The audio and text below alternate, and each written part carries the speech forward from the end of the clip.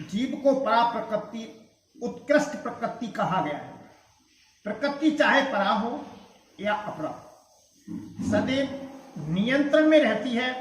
प्रकृति स्त्री स्वरूपा है और वह भगवान द्वारा उसी प्रकार नियंत्रित होती है जिस प्रकार पत्नी अपने पति द्वारा प्रकृति सदैव अधीन रहती है, उस पर भगवान का प्रभुत्व रहता है, क्योंकि भगवान ही अध्यक्ष हैं। जीव तथा भौतिक प्रकृति दोनों ही परमेश्वर द्वारा अधिशासित एवं नियंत्रित होते हैं। गीता के अनुसार यद्यपि सारे जीव परमेश्वर के अंश हैं, लेकिन वे प्रकृति ही माने जाते हैं। इसका उल्लेख भगवद गीता के 7वें अध्याय में हुआ है। अपरिमित इस्त वन्य, वह भौतिक प्रकृति मेरी अपरा प्रकृति है। प्रकृति विधि में परामु जीव भूता महाबाहो येदवं धार्यते जगतु, लेकिन इसमें भी परे दूसरी प्रकृति है। जीव भूतामु अर्थात जीव है। प्रकृति तीन गुणों से निर्मित है, सतोगुण, रजोगुण तथा तमोगुण। इन गुणों के ऊपर नित्य काल है। इन गुणों तथा नित्य काल के संयोग से अनेक कार्यकलाप होते हैं जो कर्म कहलाते हैं। ये कार्यकलाप अनादि काल से चले आ रहे हैं और हम सभी अपने कार्यकलाप कर्मों के फलस्वरूप सुख या दुख भोग रहे हैं। उदाहरणार्थ मान लें कि मैं व्यापारी हूं और मैंने बुद्धि के बल पर कठोर श्रम किया है और बहुत संपत्ति संचित कर ली है, तब मैं संपत्ति के सुख का भोगता हूं। किंतु यदि मान लें कि व्यापार में मेरा सब धन जाता रहा तो मैं दुख का भोगता हो जाता हूं। इसी प्रकार जीवन के प्रत्येक क्षेत्र में हम अपने कर्म के फल का सुख भोगते हैं या उसका कष्ट उठाते हैं, यह कर्म कहलाता है। ईश्वर, जीव, प्रकृति, काल तथा कर्म, इन सब की व्याख्या भगवद गीता में हुई है। इन पांचों में से ईश्वर, जीव, प्रकृति तथा काल शाश्वत है। प्रकृति की अभिव्यक्ति अस्थायी हो सकती है, परंतु यह मिथ्या नहीं है। कोई दार्शनिक कहते हैं कि प्रकृति की अभिव्यक्ति मिथ्या है, लेकिन भगवद गीता या वैष्णव के दर्शन के अनुसार ऐसा नहीं है। जब तू की अभिव्यक्ति को मिथ्या नहीं माना जाता, इसे वास्तविक तो अस्थायी माना जाता है।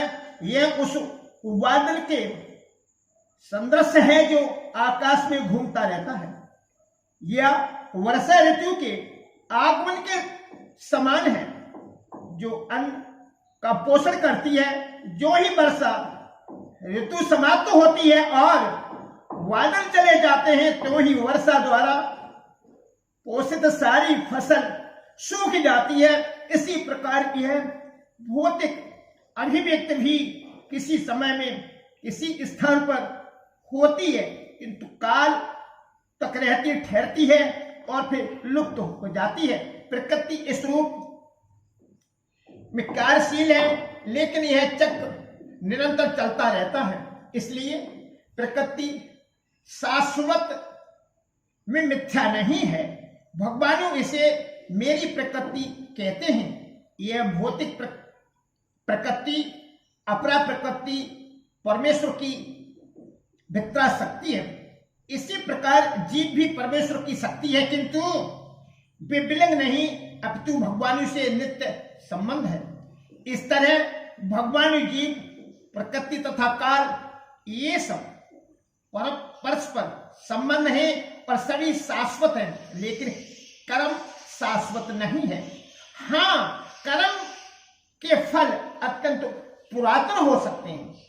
हम अनादिकाल से अपने शुभ अशुभ कर्म फलों को भोग रहे हैं, किंतु साथ ही हम अपने कर्मों के फल को बदल भी सकते हैं, और यह परिवर्तन हमारे ज्ञान की पूर्णता पर निर्भर करता है।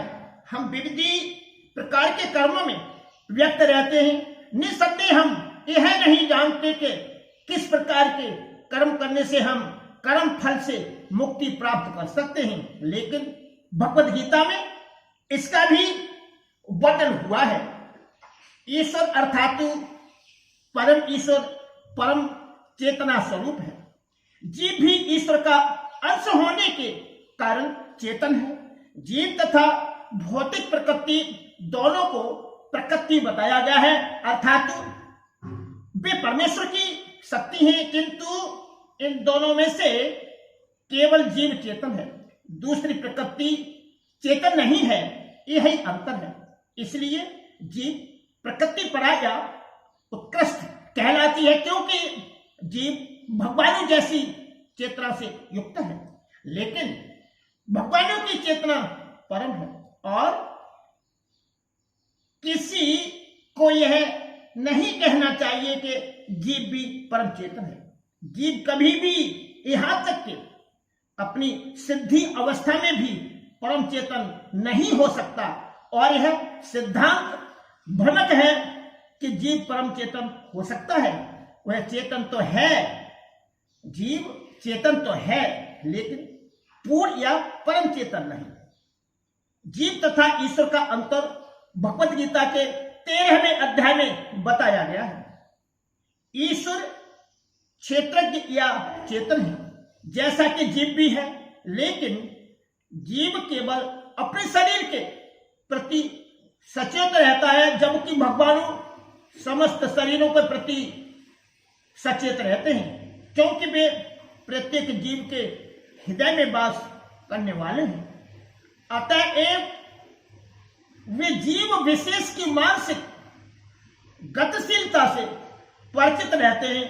हमें यह नहीं भूलना चाहिए, यह भी बताया गया है कि परमात्मा प्रत्येक जीव के हृदय में ईश्वर या नियंता के रूप में वास कर रहे हैं, और जैसा जीव चाहता है वैसा करने के लिए जीव को निर्देशित करते रहते हैं।